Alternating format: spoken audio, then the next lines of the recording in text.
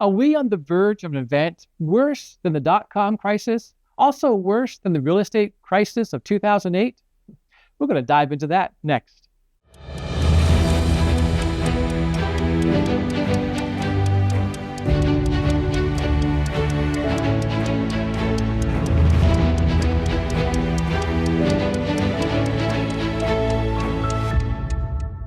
Hi, I'm Pastor Dave, and welcome to this episode of The Final Hour. I am so glad to be with you this week because we've got some things happening in the financial world that really people aren't diving into, but it could be very chaotic. It could cause a lot of chaos. So I want to take some time and dive into this and then say, okay, what does the church do about this?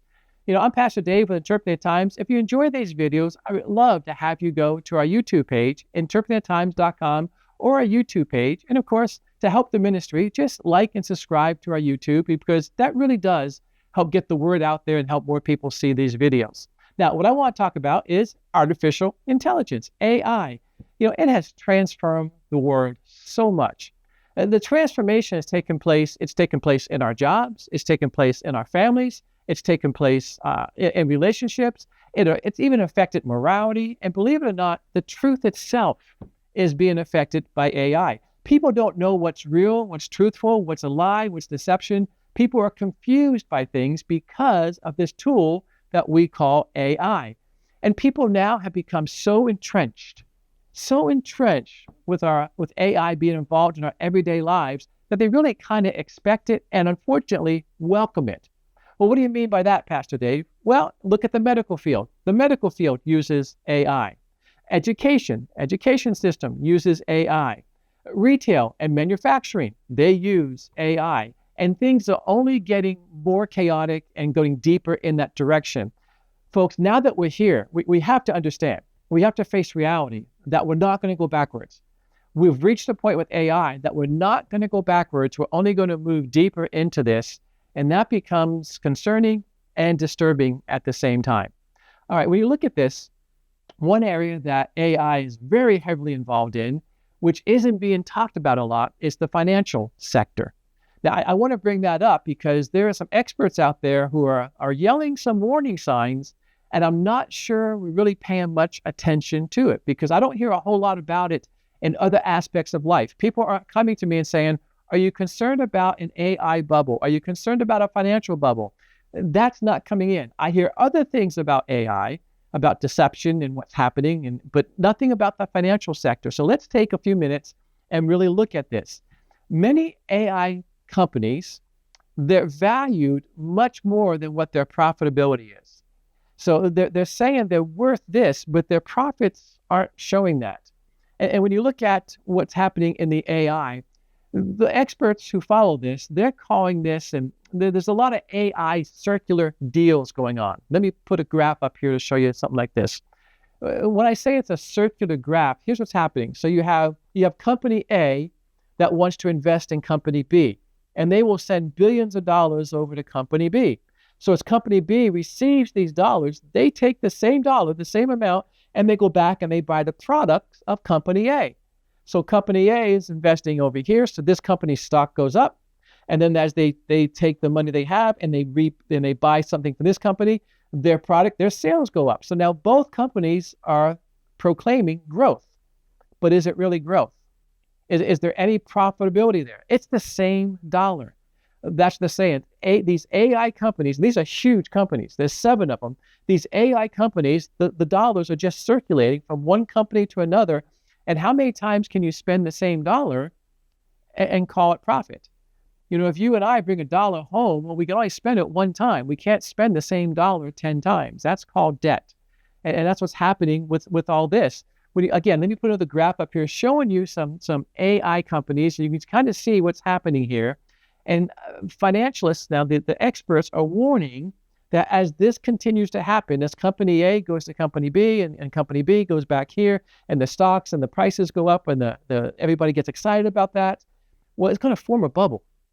And eventually, all the commitments these companies are making, all the money they're saying they're receiving, it's got to burst. They got to say at some point this has got to pop and come to an end. Again, this is not my opinion. These are the experts in the financial sector who are concerned about this. And here's what they're saying. Get this. They're saying if and when this happens, really it's saying when this happens, the damage, the chaos that this is going to cause will be 17 times greater than what we experienced back in the dot-com time. When the dot-com bubble burst, that really only affected the people in the tech field. So this is going to be 17 times worse than that. What about 2008? Many of us remember 2008 and how the mortgage crisis and how houses, we lost equity, we lost appreciation, the market fell apart, everything went crazy. There was big bank bailouts. Remember 2008?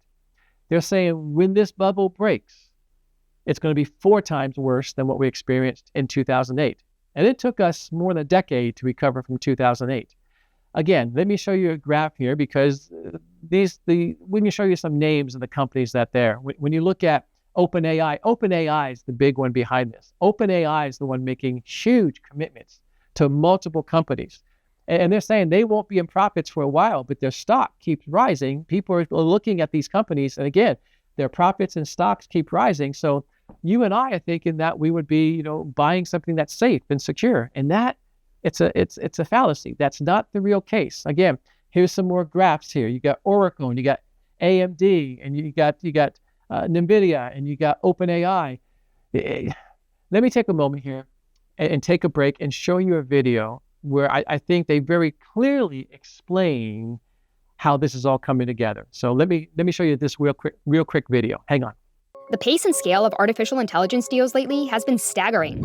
OpenAI and AMD announcing a 5-year AI data center deal. OpenAI has signed a $300 billion deal with Oracle for cloud computing power. NVIDIA saying it's going to invest $100 billion in OpenAI. It's sparking a global tech rally. Meta is paying nearly $15 billion for a Scale AI stake. We've created a brand new industry called AI infrastructure.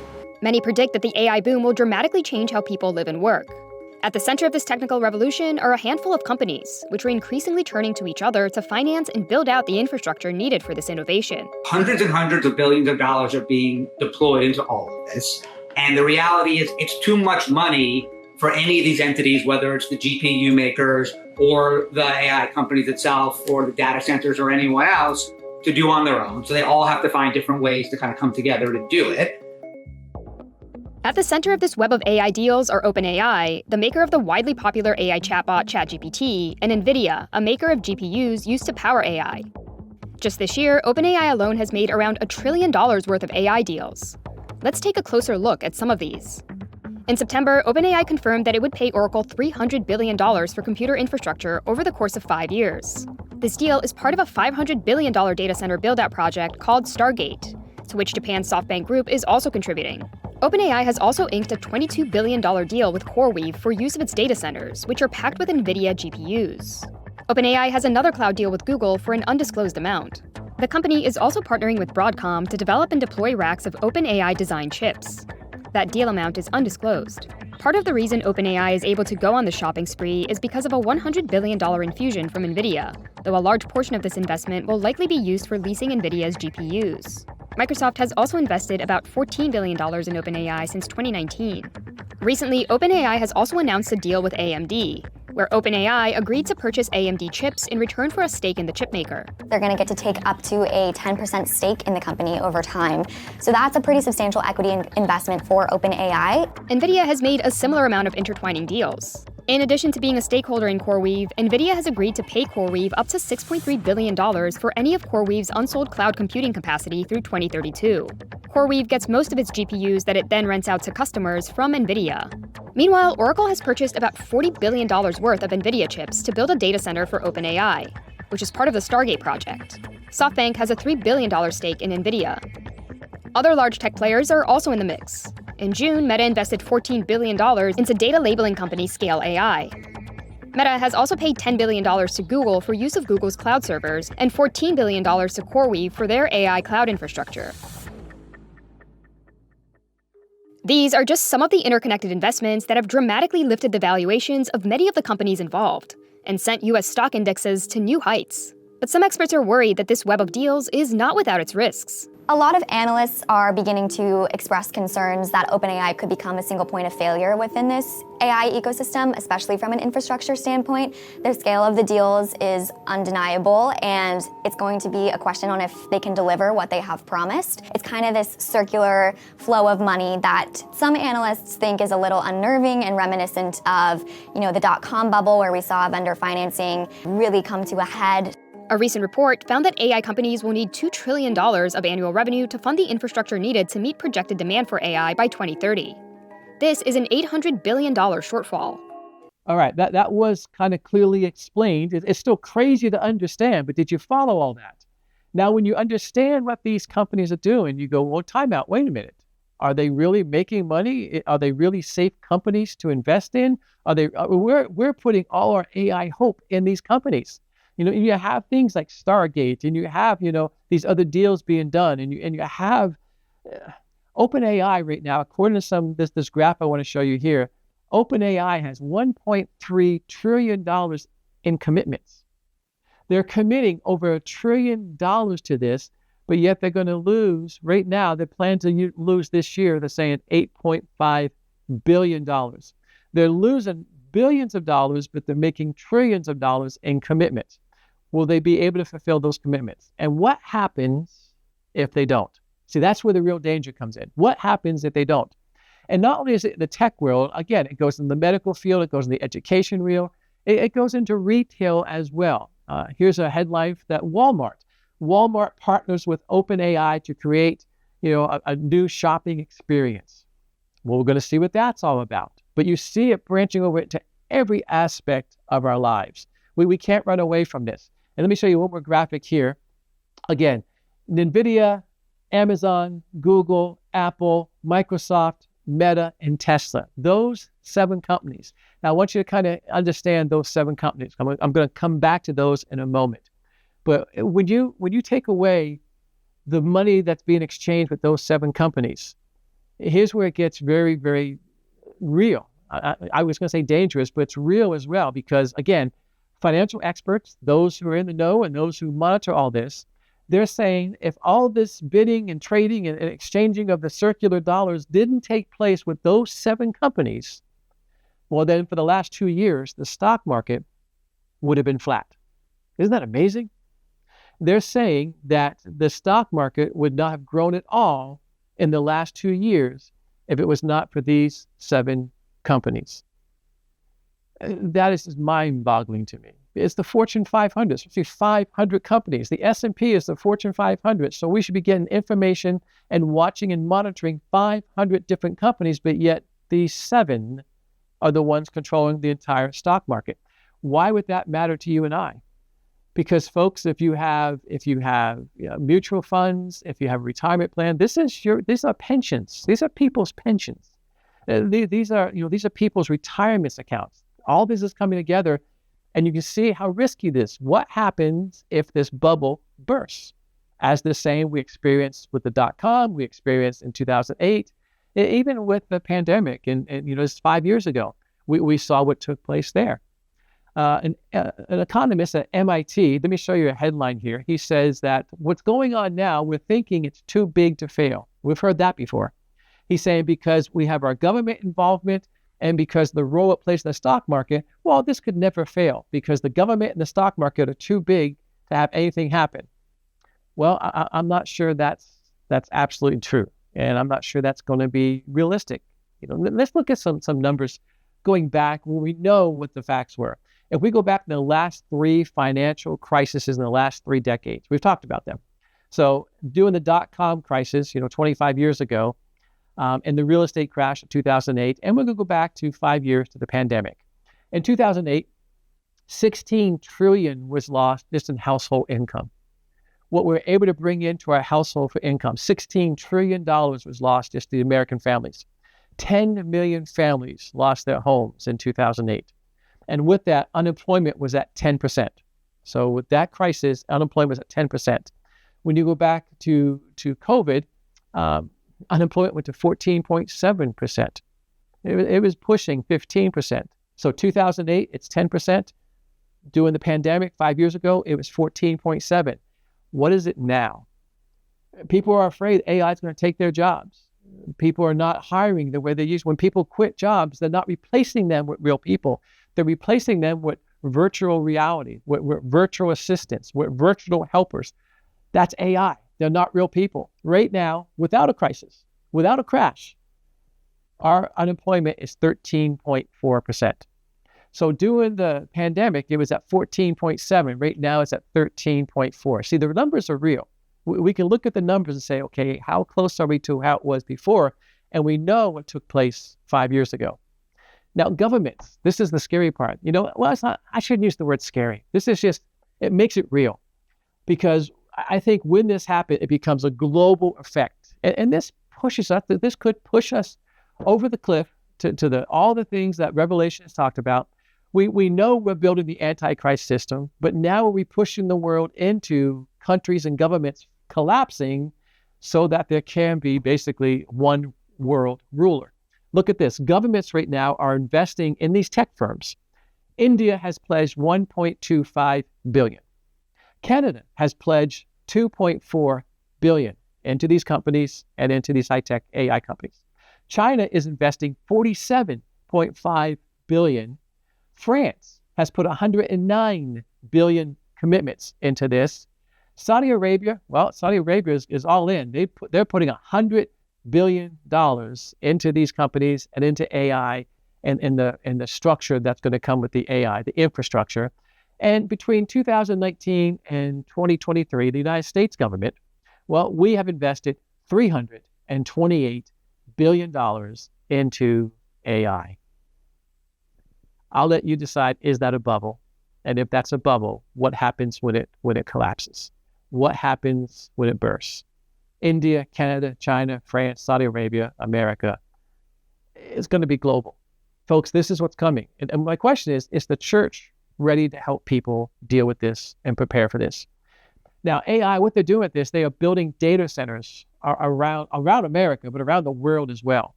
And one of the questions we have is, will all these data centers really be completed? Or are we going to reach a point where we have a bunch of unfinished, uncompleted data centers, AI data centers?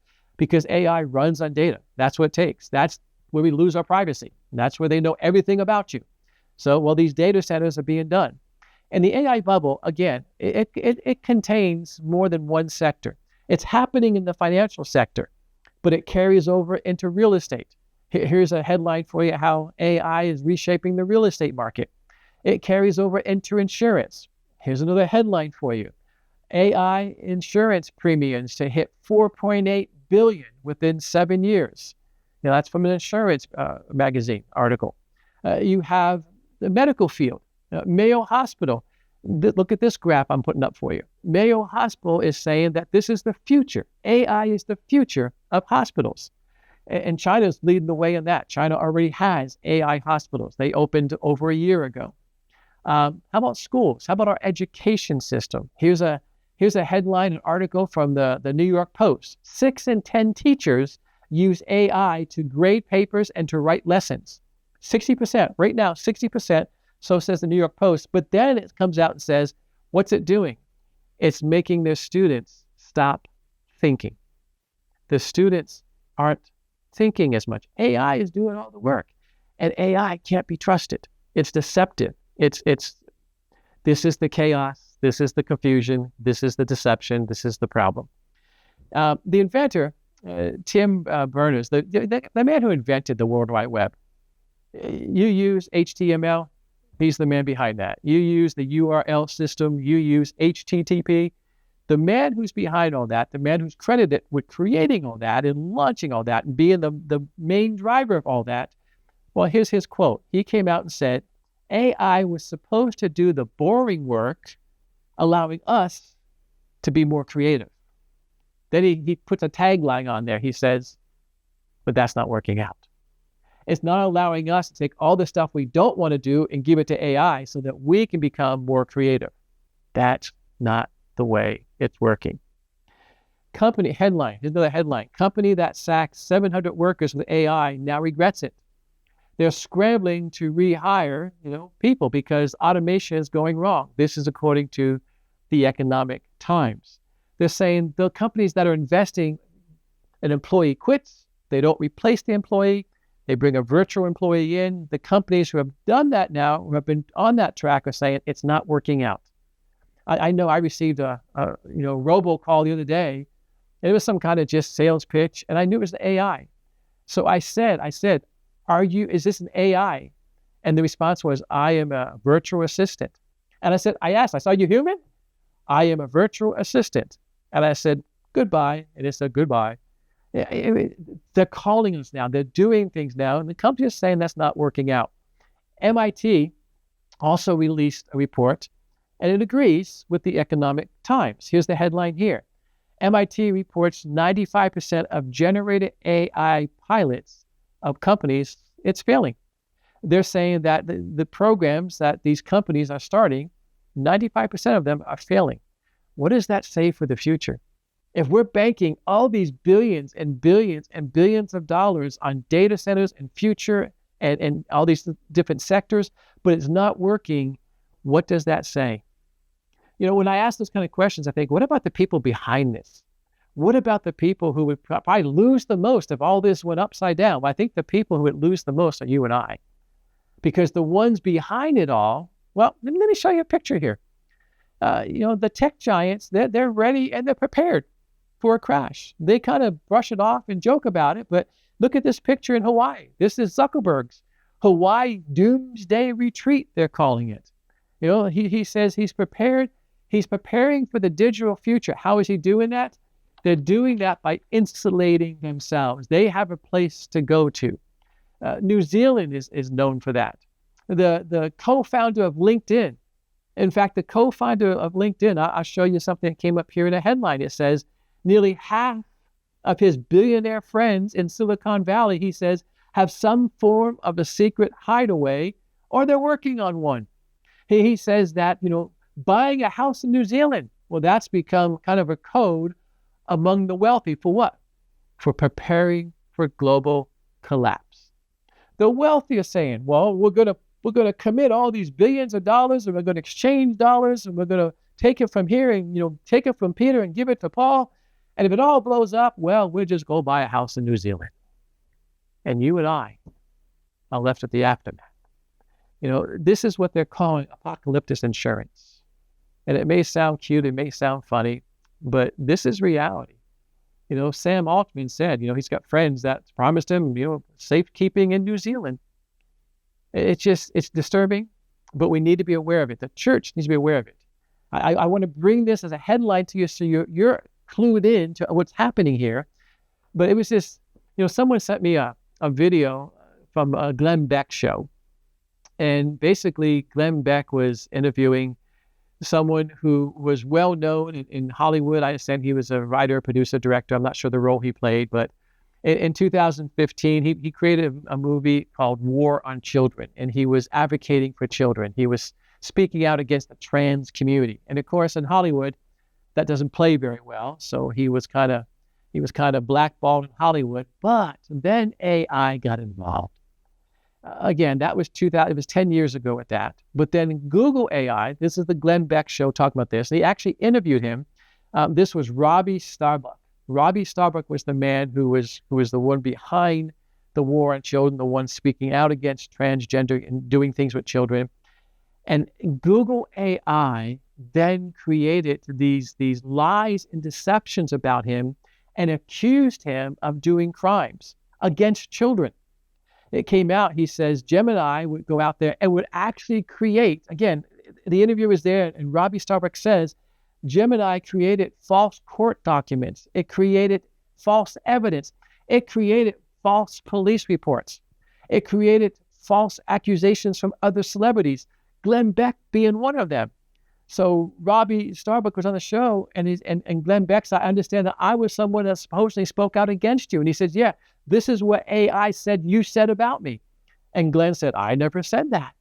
Now, could you imagine you and I just reading about this Hollywood producer, director, whatever it was behind the scene, and seeing court documents and evidence and police reports about these vile crimes that he's committing against children? What would you and I think? And he's saying all this is a fake AI personal attack. He's actually suing them, and they're going to go to court in Delaware. And that's the only part of the clip that I got to see. So I may follow up on this story later on, but it just shows you how real this deception is and what AI can do. Google AI went out and created all these documents, police reports, court documents. You think, how do you do that? I don't know about if you remember a few weeks ago, but the internet kind of got shut down for about 24 hours. AWS, which is Amazon, they went offline. Now, they control about 39% of the internet. AWS, Amazon, controls about 39% of the internet. So you think, well, 60% should have still been working. But no, even though they only control 39% of the internet, the rest of the internet, we found out, really, really depends on AWS. I know at the university, we couldn't do any grading. We couldn't do things. I know banks were down. The airlines were affected by it somewhat. All sectors of our culture, when the computers went down, people couldn't work. It showed you how dependent we are, which we know how dependent we are on electronics and computers. And now we're that dependent upon AI. So anyhow, that's all that's happening. And I want you to be aware of that. So here's the question. What do we do about that? Every time I do these shows, I deeply appreciate you spending the time and with me, this half hour, this 40 minutes with me. That's why I want to resource you every time I have a show. I ask you to go to the Interpreting Times YouTube page. I ask you to subscribe there and to like things so that the algorithm will take it and think things are going well and more people will be exposed to it. So thank you for doing that, because people have responded to that. So I want to resource you. So I put together a handout, which I've given to my church as well. And I want to put my free gift to you this week is to give you this handout, and it's how the church should prepare for the age of AI. Because we need to be on the forefront of this, and we need to be proactive. We can't be passive about this, because folks, it's here. It's affecting our lives. And I think if I look at the people, the experts who know, if the bubble doesn't break, it's going to get worse. I don't know how these billions and billions and billions of dollars and commitments are going to be fulfilled when the productivity is not there and the way it's going over into the other sectors. So to get this, I want to share something with you in a moment. To get this, just click the link in the description. If you click the link in the description here, we will get that to you electronically. And then, print this out, copy it, and give it to as many people as you possibly can, because the church needs to be aware of this. This document say, first thing we need to do is we need to guard against deception, because AI can create deception. As you heard with this story with Robbie Starbucks. I mean, we can get synthetic messages in the church. We can get false doctrine. And people who don't know, people who are young in the church, or people who are curious about what's happening, or people who are seeking out God, they're not going to know if it's true or not. So we need to be aware of that. We need to guard ourselves against deception. We need to strengthen how well we know the Bible. Folks, George Barna's done some great research on this. For the last 6 years, he does a yearly review on this. And our Bible literacy, it's down here. People are just, A, they're not reading the Bible, and B, they're not understanding it. Now, people watching this, you guys may be the cream of the crop, and you may be the exception. People who follow Bible prophecy, they tend to be more educated, but you guys are unique. So the church needs to help strengthen Bible knowledge, because AI is going to generate theological confusion. People aren't going to know what's happening with that. So we need to we need to return to strong Bible teaching and make sure we have a Christian worldview, that people understand what that is. Another thing, the third thing is we need to be prepared for AI moral challenges, because our morals are going to be challenged. Our kids' morals are going to be challenged. Our grandkids' morals are going to be challenged. We need to offer ministries that will help with that from a biblical perspective. We need to be able to bring accountability to people. That's going to bring accountability with both grace and truth. But that needs to be made available to people. And we need to build real community, because AI is designed to isolate people. It's designed to isolate people, to put you in a corner, to put you on your computer, and you to have relationships with AI, to trust on AI, to put everything that you have into AI. We can stay at home and not leave our house, and we can turn things on in our house. We can shop. We can get food delivered to us. We don't need human contact. Well, in the church, we do. We need community as people. And one of the things the church can do is to build real community, because the church does offer authentic fellowship and prayer and worship, and AI cannot replace that. Another thing is we need to equip parents and families. Parents and families need to be equipped with this, because we need to teach parents boundaries. What can come into the house and what cannot come into the house, and how many hours can we have? What programs can we watch, and what can we do? Because the kids are going to love it. I mean, you've seen that. I've done shows on the Meta glasses. I've done shows on technology and how dangerous it can be. It seems fun. It seems great, to be able to make emojis and to do this and to have a digital twin. All these things are going to be so commonplace, but we need to equip parents and families, because they need to set proper boundaries, biblical boundaries. We need to prepare for economic changes. AI is not only going to disrupt careers, but it's going to change people's jobs and how they go about that. So the church needs to be ready for that. We need to focus really on the gospel and the blessed hope, the soon return of Christ. We need to be putting that in the forefront. AI, I don't care what they do. I don't care how many data centers they build. They cannot replace salvation. They cannot replace truth. They cannot replace the Holy Spirit. We need to stay centered and focused on the gospel. And the last thing I'm going to say is, AI may reshape society, but it cannot reshape the sovereignty of God. Luke chapter 21, verse 2, look up, for your redemption draws near. Anyhow, I would love to get this into your hands. If you, again, would just click the link in the description, we will get that out to you immediately. Print it off, make copies, send it to people, so that the church will know how to prepare for this age that we live in called artificial intelligence. Because, folks, it's not going away, and it's not going to go back. What we have now, we're crossing the point. Well, I think we're past the point of no return as far as AI.